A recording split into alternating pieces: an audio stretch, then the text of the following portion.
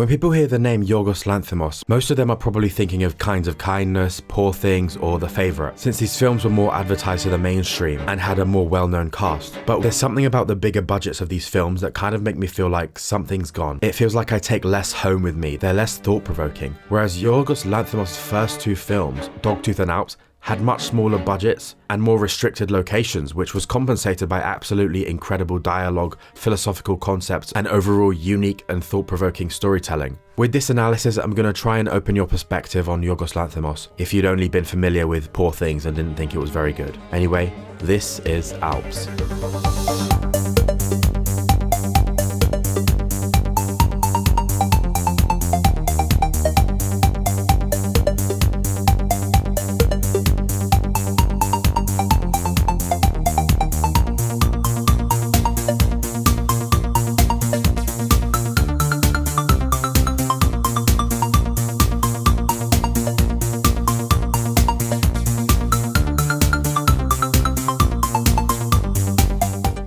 Alps is a story that touches on subjects such as grief, identity crises, and coping mechanisms. The philosophy of this film is something that leaves you thinking for days on end about these kinds of struggles and experiences. It's also one of very few live-action movies I have known to be able to tell the story through camera composition and editing almost more than the dialogue itself. Yorgos has always been known to be quite cryptic as a writer, but Alps is such a perfectly executed movie that even on the first view, you may not understand everything going on, but you'll still understand just enough to stay intrigued and even held in suspense. I'm going to be analysing this movie just like I did with Amadeus. This will be my own personal interpretation. If you have your own interpretations, please comment them, because I've never been able to have conversations about Alps since barely anyone I know has actually seen it, so definitely let me know your thoughts. Anyway, let's just get into it. So the film starts with this sequence of titles. We essentially see the letters of the film's title one by one, as opposed to all together. Already there is something to interpret by this. We haven't seen one single shot, just text, and it already conveys a certain concept. Based off of everything I know about this film, it seems like this is a very subtle way of conveying to us the concept of isolation. Everyone is alone, in their own worlds, with their own views, their own identities, their own dreams, and their own feelings. Every letter is on its own, locked out of view of every other letter. I mean, it clearly just says a lot.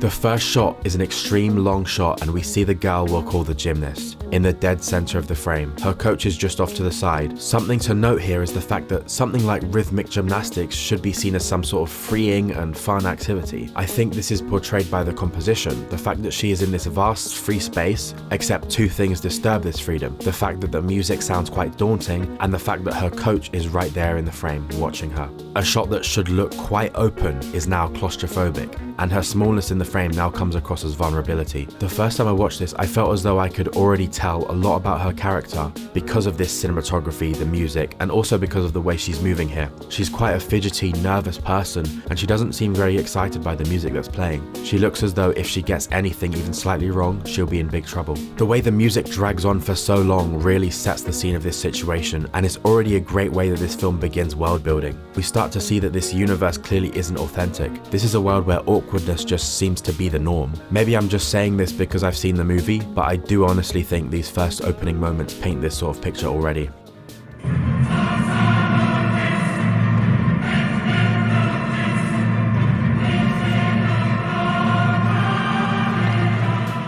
So finally she begins dancing. I'll also point out that the song playing is O Fortuna. The lyrics are about the inescapable power of fate. It seems to have a lot of themes relating to pain and oppression. I think this song represents how the gymnast feels. She's in a sort of situation she wishes to escape, but can't. You'll also notice when the shot finally changes, we go from a static still shot to a handheld shaky chaotic shot. It feels like a small spark of energy from the gymnast's inner feelings are affecting her concentration, or her mindset. It's also quite interesting how when we're close to her, the camera is handheld, and yet the further away we are from her, the more stable. Yet still from from all angles, an element of her mindset can be seen. Far away, she's small and vulnerable and under someone's control. Close up, she is loose and unbalanced, perhaps in a more liberating way as opposed to a chaotic way, but there's more than one interpretation you can make from these choices. I notice as well that once it cuts to this over-the-shoulder shot of the coach, when we come back to her, once again the composition is more stable and symmetrical. This is probably a way of telling us what the coach sees, as in, he maybe doesn't see her problems, he doesn't see her vulnerability, her anxiety, he maybe doesn't empathize with her the way that he should. He sees her in another world than where she actually is.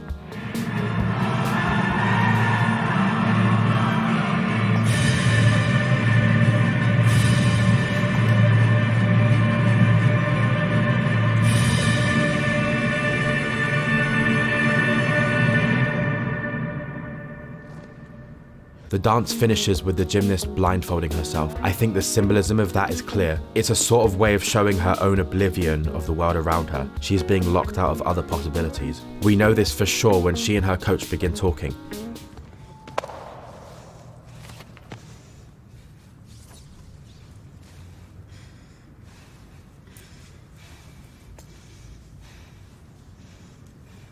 Ποιο είναι το πρόβλημα?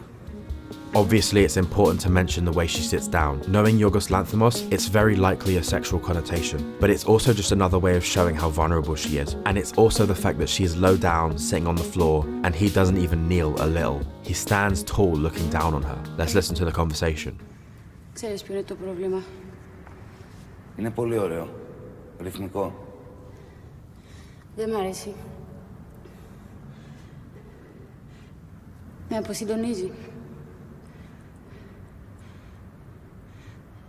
Γιατί να μην δουλέψω με κάτι πιο pop? Δεν είσαι έτοιμη για κάτι πιο pop. So obviously this conversation isn't literally about music, it's about her lack of freedom. The daunting O Fortuna piece is a representation of her truth, her deep trauma and her oppression. She wants to dance to a pop song, which we later find out was literally popcorn, you know, this one.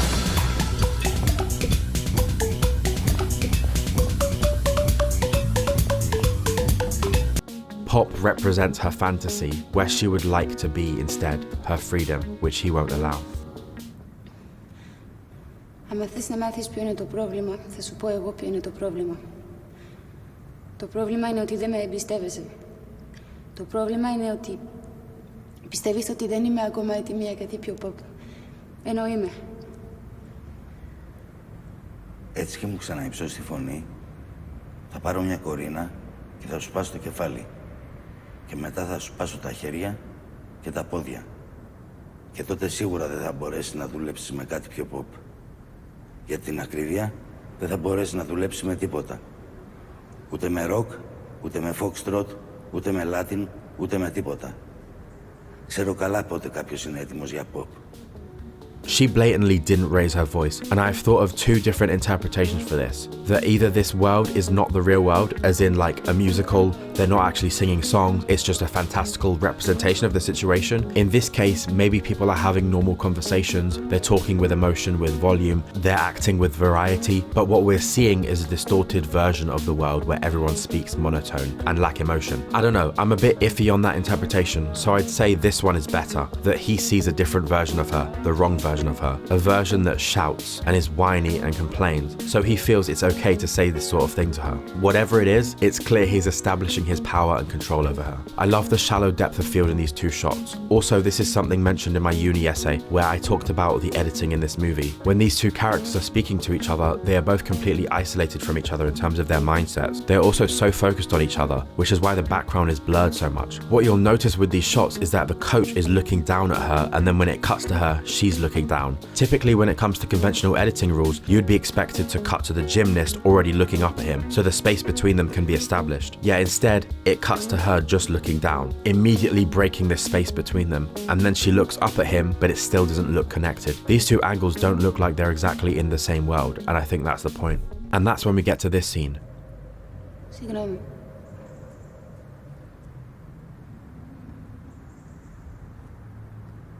Ξέρεις καλά πότε κάποιος είναι έτοιμος για pop.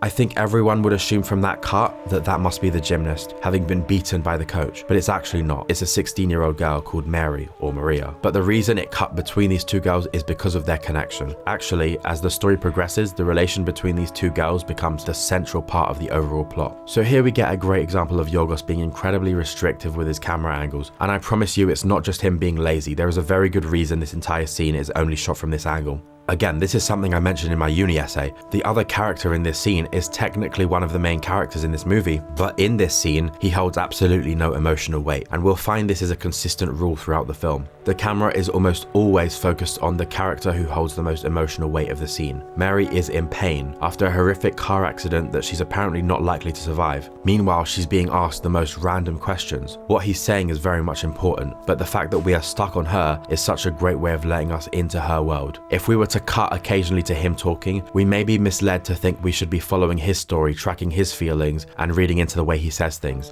That's not what Yorgos wanted to show here. This is how we know this girl is the central focus of this entire story. In a sense, she's the center of this universe. She isn't the main character, but she's still the center of this universe. I'll elaborate on that more as we go.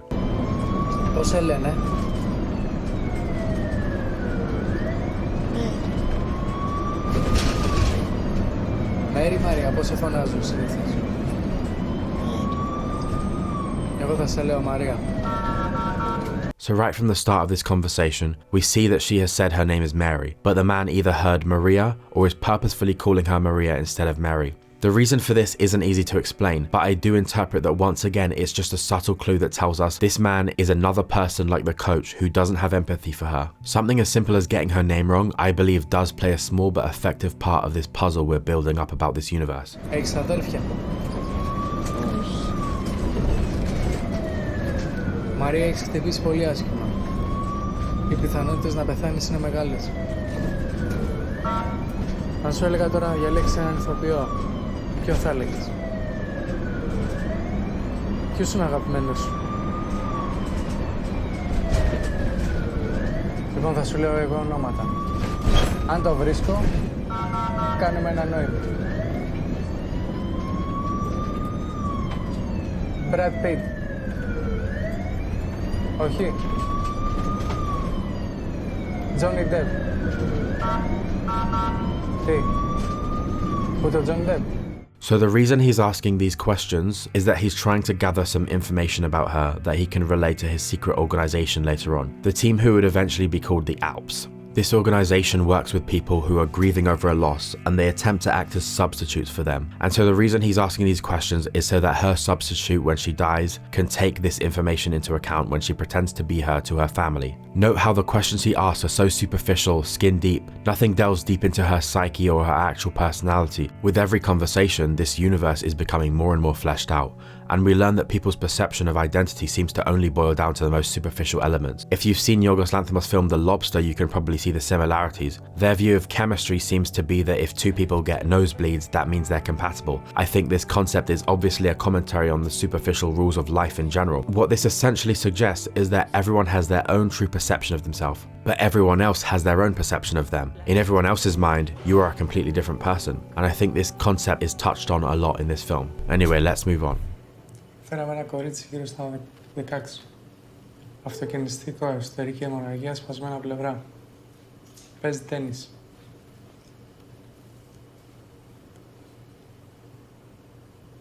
Αρκετά χρόνια μάλλον, γιατί η ρακέτα της ήταν πολύ ελαφριά.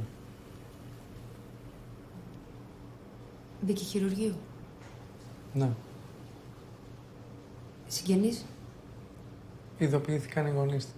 Πού θα πάει? Στο 205. Οκ.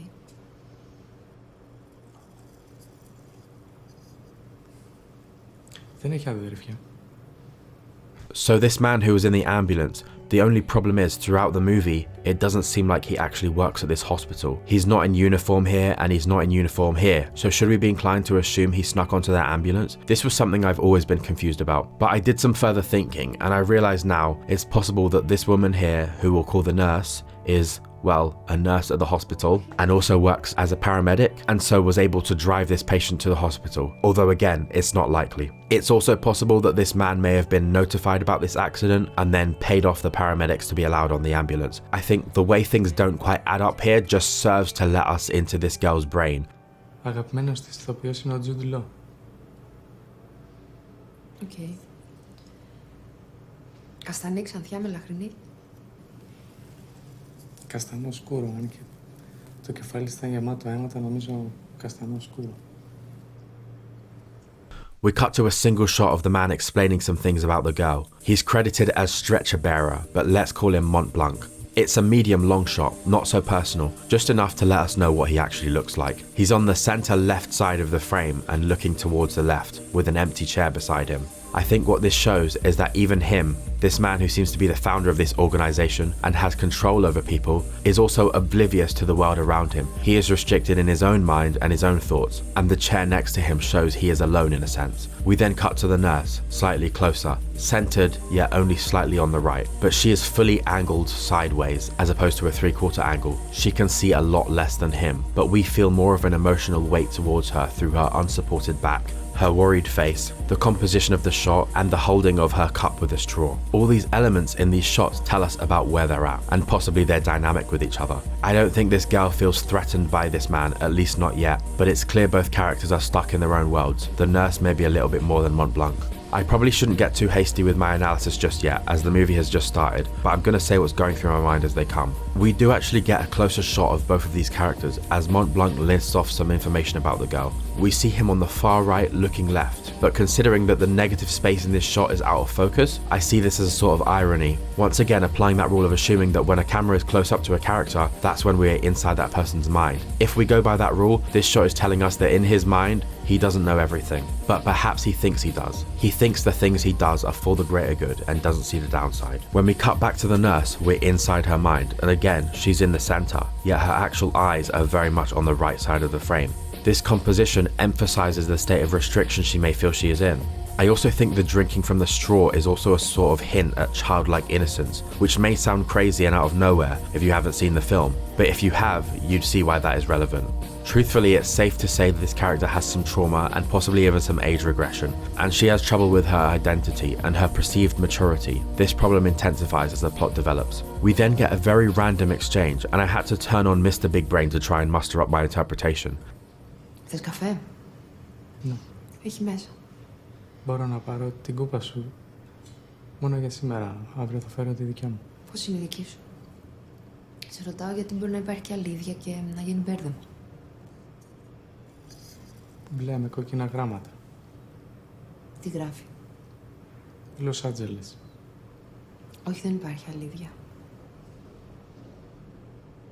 She asks if he wants coffee, and then asks him what his mug looks like so she doesn't mix it up the next day. This seems to me like an extremely subtle foreshadowing of power play. These are two characters who would like autonomy over each other. She asks if he wants coffee, then says it's in the kitchen, a way for her to subtly order him around. He responds asking if he can use her mug, but he'll bring his own tomorrow, a way of giving himself autonomy over how he'll go about drinking his coffee. She asks what his mug looks like in case there's a mix-up.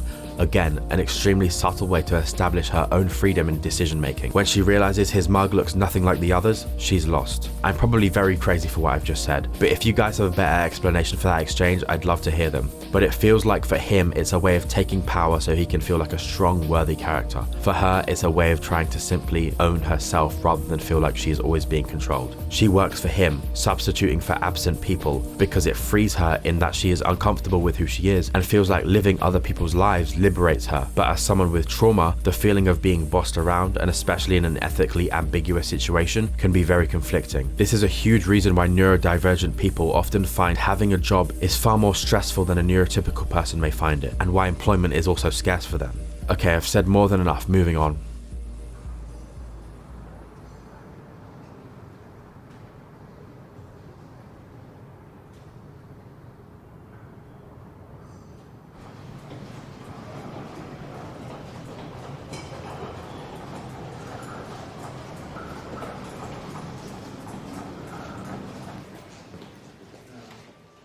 So paying attention to the composition again, I shouldn't have to explain what this means. She's staring at the window, longing for another sort of life. She's depressed about the life she's living now. Then there's also a sort of jump cut. Reminds me of the thing you see in French New Wave films. She's now suddenly walking, getting back to her job, anticipating the conversation she now has to have with the parents of the tennis player, Mary.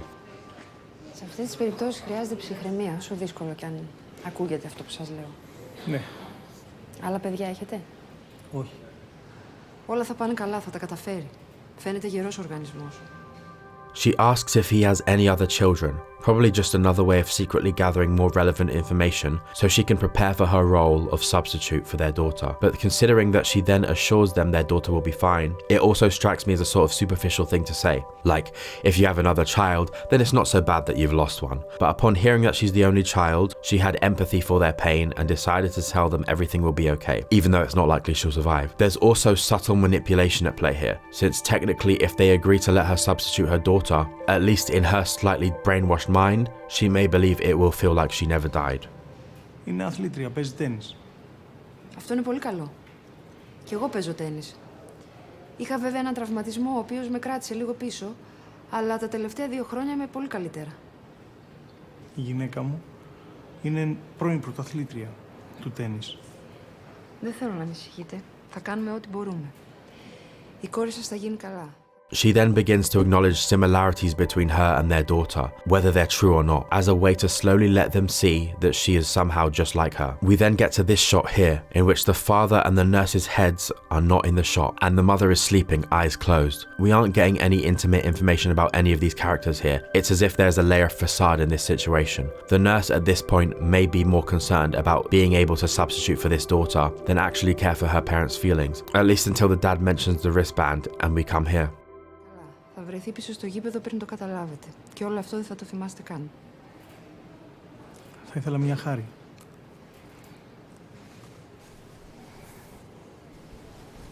Αυτό το περικάρπιο είναι το αγαπημένο της. Το φορούσε σε κάθε αγώνα.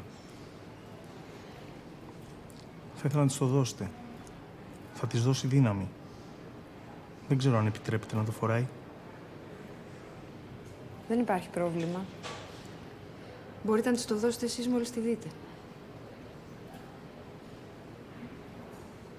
Ευχαριστώ. She still feels as though there is a huge barrier between her and her goal though, but it feels like right here she wishes she could feel some sort of love towards these people. It's just hard right now because she barely knows them, which is why we don't see their heads. It's also a way to let us know that these parents are not who we're focusing on. Her mind is the center of the universe right now.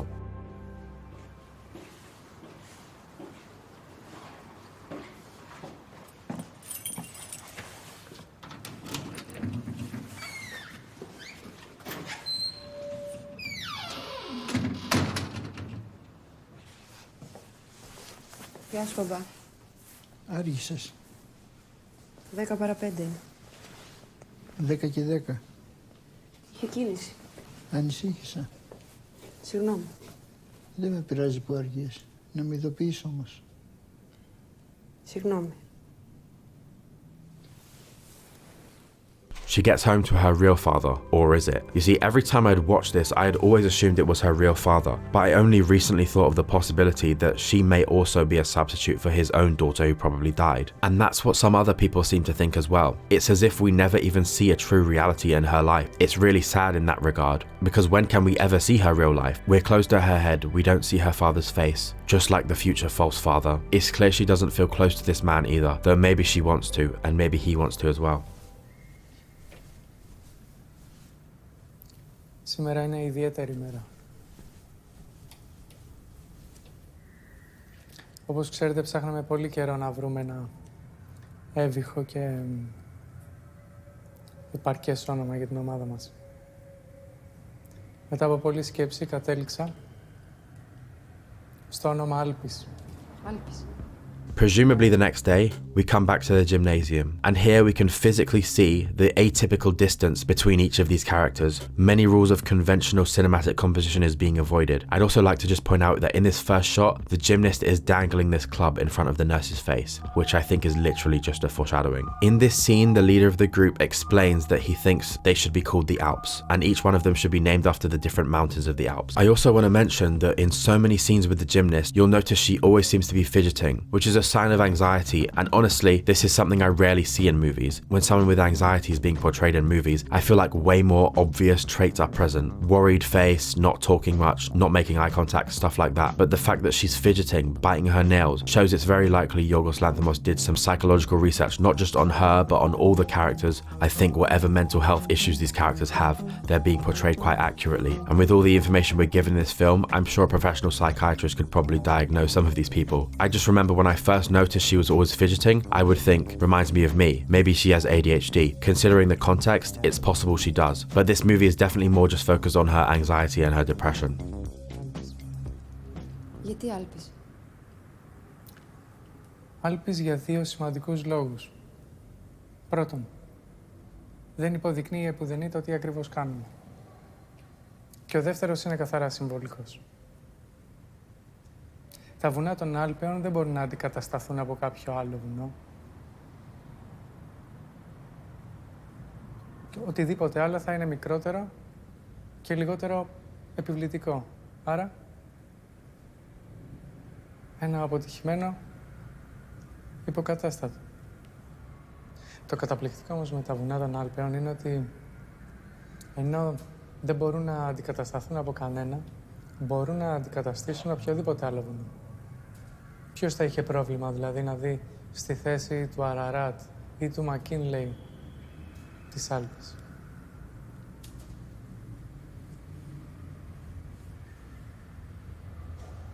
Θα είχες πρόβλημα? Ούτε εγώ. Επίσης, εγώ θα πάρω το όνομα του πιο ψηλού βουνού, που λέγεται Mont Blanc. Εμείς? Εσείς μπορείτε να διαλέξετε ανάμεσα στα ονόματα των μικρότερων βουνών. Τα ξέρετε?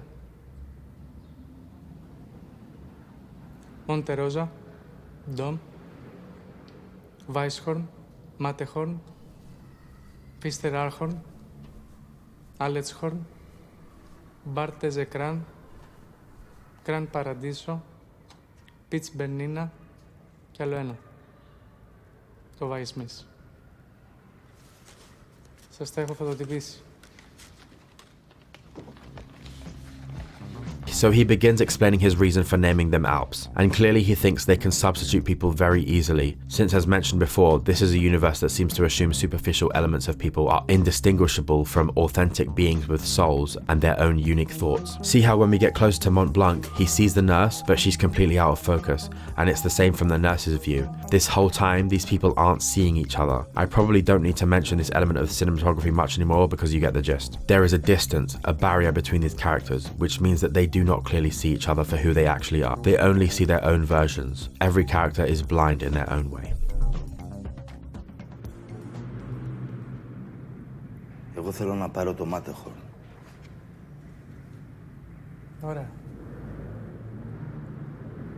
Γιατί? Μου θυμίζει τον πατέρα μου. Όταν ήμουν πολύ μικρός είχαμε πάει εκδρομή εκεί. Πού? Στο Matterhorn. Στην Ελβετία. Στους πρόποδες. The gymnast here is being given most of the frame, meaning it's clear we should be looking at her, despite the shallow focus. When I would get to this shot, I would always be concerned about her well-being. There's something off-putting about the breaking of conventions here, clearly intentional. Her coach says that he would like to be called the Matterhorn, but they are interrupted by a client who would like to have a substitute for his friend who died. Καλησπέρα.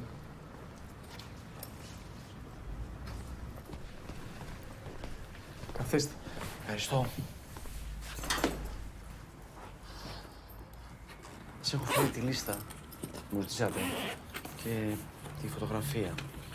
Something that also just occurred to me is that they use this gymnasium as their unit base. possibly because it allows the gymnast her time to practice. They are constantly in her space, another way the film is showing us how little autonomy she has. This scene in Mont Blanc's office is set up so well. We're supposed to be looking at them, but we can't help peeking at this little slice we're given of the rest of the gymnasium, and we see a glimpse of the gymnast and the coach walking around. Her story is almost always at the forefront of every scene, yet even though here she is small, seemingly unimportant, unrelated to the dialogue, we are drawn into what's going on with her.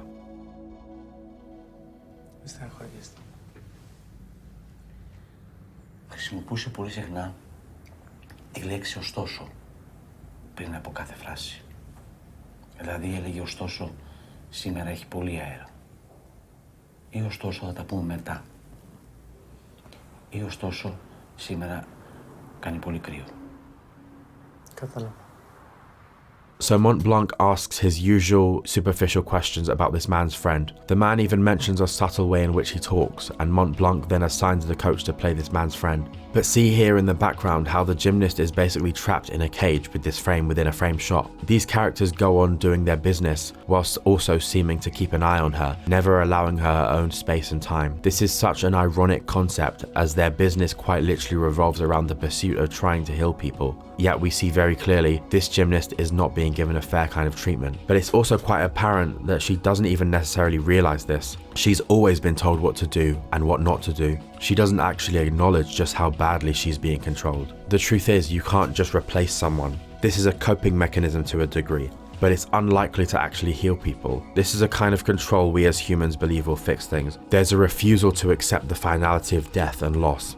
I also love how this film touches on identity like this. Sometimes we see parts of ourselves as interchangeable, and we may change our identities in order to control our own lives, but you can only ever be yourself. And sometimes the inability to be able to change who you are exactly how you wish can be a traumatic experience.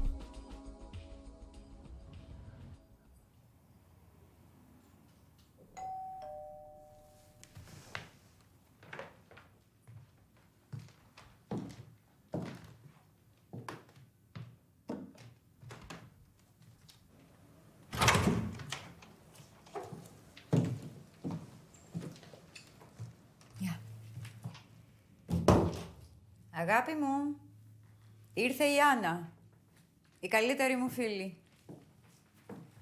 Έλα, κάθισε.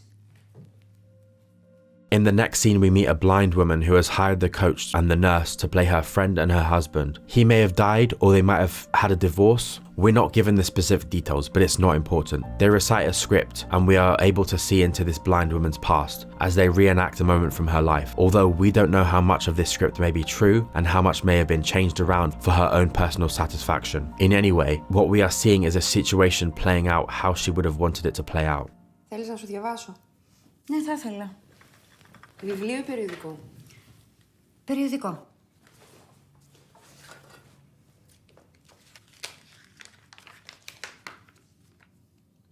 Τι θα φορεθεί το καλοκαίρι και τι όχι. Τζιάν Φράνκο Φερέ.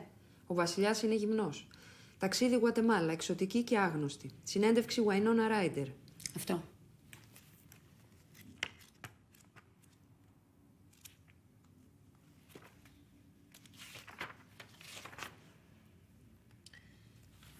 Πες μου, πώς ξεκινάς τη μέρα σου?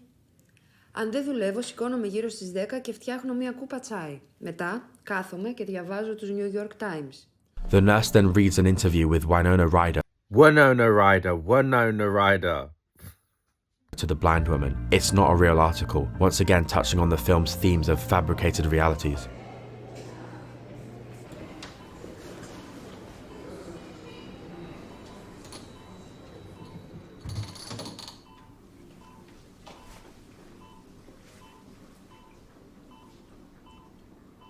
Σου έχω μία έκπληξη. Κλείσε τα μάτια σου.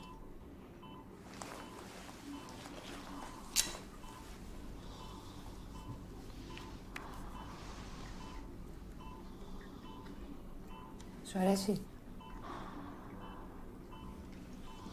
We now get to see the nurse actually interacting with the dying tennis player. It's here we will begin to see her get more and more empathetic towards her. She helps her to play tennis by propping the racket up in her hand and throwing the ball at the racket.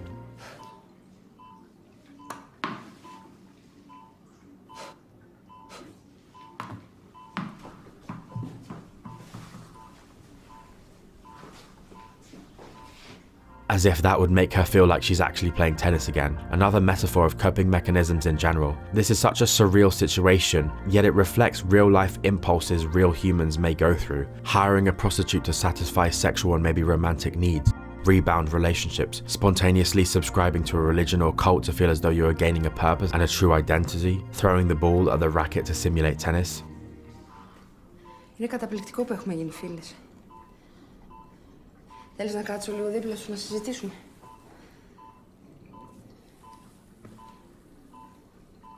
Θέλω να ξέρεις ότι ό,τι και να μου πεις δεν πρόκειται να πω τίποτα στους γονείς σου. Θα μείνει μεταξύ μας.